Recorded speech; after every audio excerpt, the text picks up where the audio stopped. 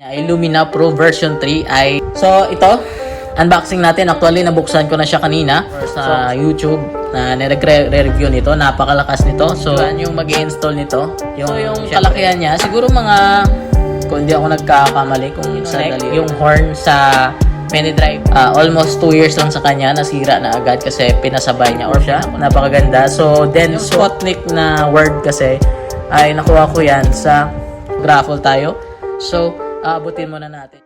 Ayun, good day sa lahat. So meron tayo dito ang isang mini driving light na syempre gusto kong i-share sa inyo. So ipapalagay ko muna to or papa-install ko doon sa mekaniko natin. Kasi yung ating past na mini driving light na which is yung pangalan niya ay Illumina Pro version 3 ay umabot lang siya ng 2 years and 8 months. Kung napanood yung past video natin, yung gumagana lang doon ay yung low beam. So wala na yung high beam niya na kulay yellow. So ngayon, napagplanuhan ko na ilagay na lang to kasabay doon sa past natin na mini driving light para matest din natin, ma-compare yung low beam lang.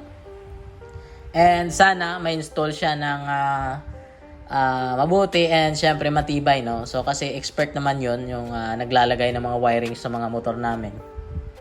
Expert naman sila pagdating sa wirings and engine sa mga motor at saka syempre sa mga sasakyan na din, may mga idea na din sila.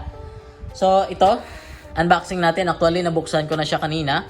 So gusto ko lang i-share sa inyo kung ano yung Zenlo X1 Plus. I think ito yung version 3. Ayan, nakalagay naman dyan, version 3. So ito itong pina-improve na ilaw ng Zenlo na pinakasikat ngayon. Based lang doon sa nakita ko sa mga online or sa Facebook or sa YouTube na nire-review nito. Napakalakas nito. So isang set yung binili ko para at least hindi na mahirapan yung maglalagay or mag-i-install. So hindi ko kayang i-install to pero try nating videoan yung mag-i-install nito. Yung syempre yung mechanic natin doon sa lugar natin. So buksan natin kung ano yung laman. Ayan, quality naman yung karton. Ayan, kung gusto yung malaman yung price, so antayin nyo lang, sasabihin ko mamaya. So introduce muna natin kung ano yung nasa loob nito. Ayan, kunin natin. So sobrang liit lang po niya. Ayan, medyo matigas pa. Ayan. So, yung kalakihan niya, siguro mga, kung hindi ako nagkakamali, kung sa daliri natin i-base, mga 2.5 yung haba. Tapos, yung width naman, mga 1.150 inches, siguro mga ganun, or exact na 1 inches. Basta mga sobra lang na 1 inches, no? So, ayan, may nakalagay dyan. Or may pangalan. Ayan, sana ba na yung camera natin? Excuse me. Ayan, may nakalagay naman dyan, no? Zenlo X1 Plus, no? So, napaka-quality naman. Parang same lang din ng Lumina Pro, yung box niya. Kaso yung Lumina Pro naman, ay pahaba yung box. So, ayan, dalawa siya, syempre. And meron siya. Kung nagtatanong ka kung may fan, ayan, may fan po siya.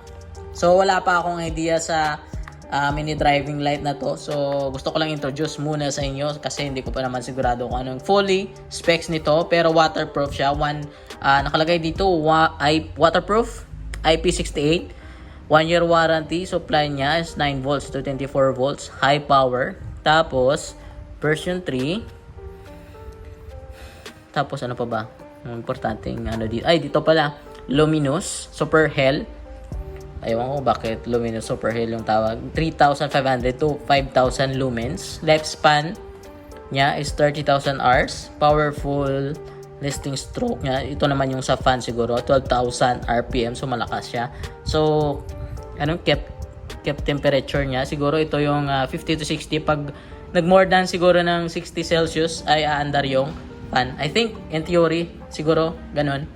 So, ayan. Tignan muna natin. So, yung ballast niya naman ay sa another na box.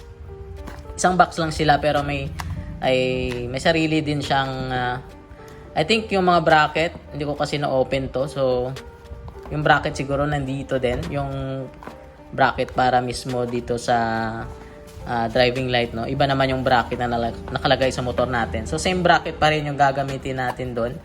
Dadagdagan na natin yon or gagawa lang tayo ng idea doon para malagay natin yung yung driving light na to para maidagdag natin doon. So ayan, may bracket siya, dalawa. Ayan. Tapos yung bala, syempre dalawa po yan. Alangan namang isa lang. So, yung ballast niya may ito.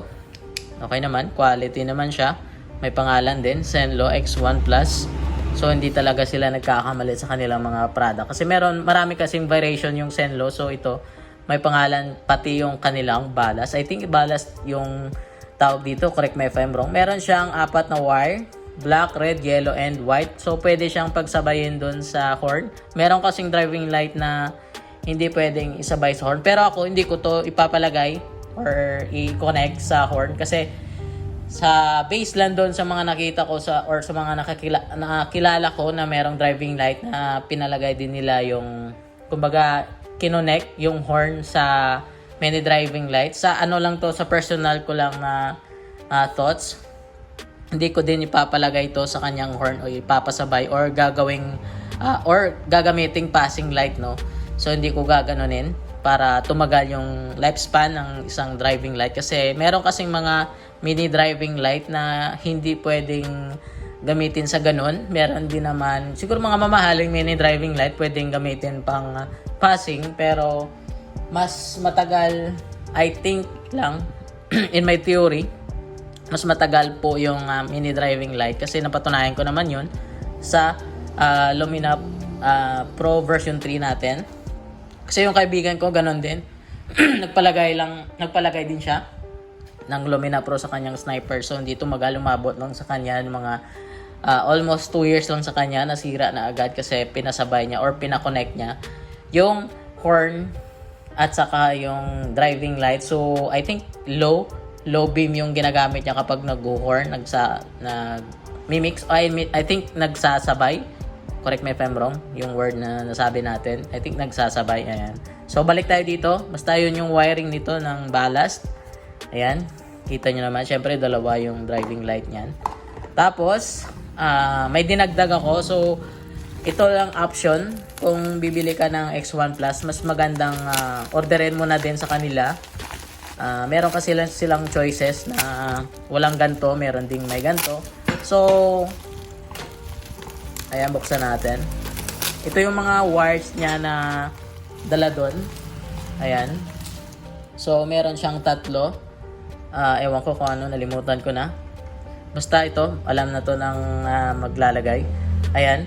Quality po siya. Napakaganda. So, Denso. Denso yung brand. And syempre, made in Japan. Ito naman ay Fuse. Ayan, may pangalan naman Fuse. Ito, relay pala, relay. Ayan. So, may dalawang relay. Tapos isang fuse. And 4 din yung mga wiring. Ewan ko kung bakit. Brown, yellow. Yellow na may red. Yellow na pure. And may green na may yellow. Ewan ko kung bakit ganun. And meron pa silang napakahabang wire. And syempre yung mga bracket with Allen. Allen screw and Allen tools. May dala po siya. And electric tape. And syempre yung pinakauli, yung waterproof nila na original na Zenlo. Ito din yung switch ng Lumina Pro. Yung pangalan lang niya ay Lumina. Ito naman yung Zenlo. So, isang set po siya. So, i-install na lang. Wala nang idadagdag pa yung maglalagay nito or mag-i-install. No? So, tignan natin kung mapa-install natin to or hindi doon masikip. Ay, bibidyohan natin sila sa paglagay nito.